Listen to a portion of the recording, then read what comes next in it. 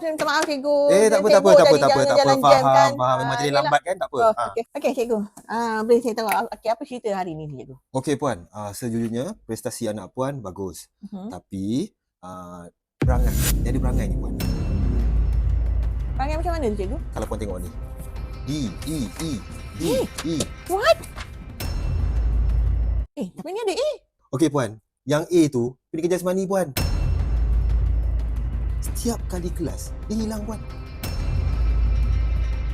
Dia pergi mana cikgu? Puan, I be honest sikit, sejujurnya kita pun tak tahu pergi mana.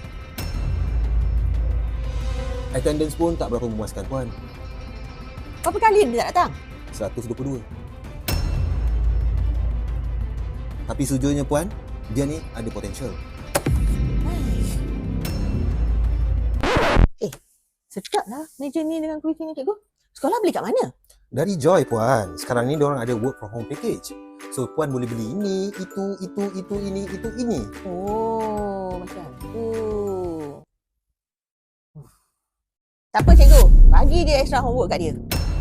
Boleh. Kalau dia malas dia rotan dia budak ni.